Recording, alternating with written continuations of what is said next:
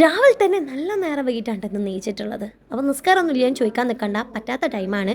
സമയം നോക്കിയപ്പോഴാണെങ്കിലോ ഈ ക്ലോക്കിൽ ഇതാണ് ടൈം. സത്യം പറയുകയാണെങ്കിൽ ക്ലോക്കിനെ കുറ്റം പറയാൻ പറ്റില്ല, അതിൽ ബാറ്ററി ഇട്ടാലല്ലേ ഓടത്തുള്ളൂ. ബാബു ആണെങ്കിൽ രാവിലത്തെ കടിക്കില്ലാത്തതുകൊണ്ട് തന്നെ നമ്മൾ ദോശയും ഒരു ഒപ്പിക്കൽ മുട്ടക്കറിയാണ് നമ്മൾ ഉണ്ടാക്കിയിട്ടുണ്ടായിരുന്നത്.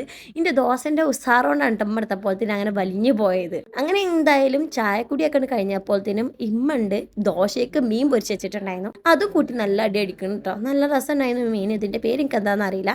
അപ്പോഴാണ് ബാബു ചായ ഉണ്ടോ എന്ന് ചോദിക്കുന്നത്. അങ്ങനെ ചായ മൂപ്പരാക്കി എടുത്തു കൊടുത്തുകൊണ്ട് ഞാൻ അടിക്കാനും തുടക്കാനൊക്കെ നിന്നു. അങ്ങനെ പണികളൊക്കെ കഴിഞ്ഞപ്പോൾ ഒരു ഗ്ലാസ് ചായ ഞാനും കൂടത്ത് കുടിച്ചിട്ടുണ്ടായിരുന്നു. ആ നേരത്തെ കിട്ടിയൊരു സുഖം ഉണ്ടല്ലോ സാറേ. അതൊക്കെ കഴിഞ്ഞതിന് ശേഷം ഞാൻ നേരെ ബസ്സും പിടിച്ച് കോട്ടപ്പടിക്കൊക്കെ പോവാണ്.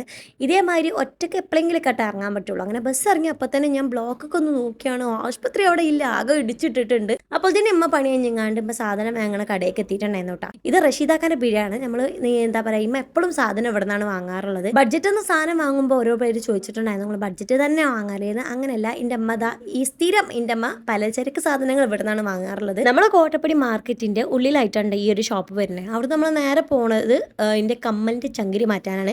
എൻ്റെ കമ്മലിൻ്റെ ചങ്കിരി കുറേ ദിവസമായി പൊട്ടിയിരിക്കൽ തുടങ്ങിയിട്ട്. അതാണ് ഞാൻ ആദ്യത്തെ വീഡിയോയിൽ ചോദിച്ചത്, എന്തോ ഒന്ന് മിസ് ഉണ്ടല്ലോ എന്ന്. എൻ്റെ കമ്മൽ തന്നെയാണ്. എനിക്ക് എൻ്റെ കമ്മൽ ആട്ടി കമ്മൽ ഇല്ലാതായിട്ട് ഭയങ്കര ഗതിയുണ്ട് കേട്ടോ. അങ്ങനെ ഉമ്മാനായിട്ട് നേരെ ഞാൻ പോന്നു. അവിടെ നിന്ന് ഒരു ഷവർമൊക്കെ നമ്മൾ ചായ ഒക്കെ വൈകി കുടിച്ചിട്ടുണ്ടായിരുന്നു. മകൾക്ക് നല്ല വിശപ്പുണ്ട് കാരണം ഞാൻ പിന്നെ ഷവർമ വയ്ക്കാന്നില്ല, അമ്മച്ചി ഷവർമ വാങ്ങി കഴിച്ചു. അവിടെ നിന്ന് നമ്മൾ നേരെ വീട്ടിലേക്ക് വിട്ടിട്ടുണ്ടായിരുന്നു.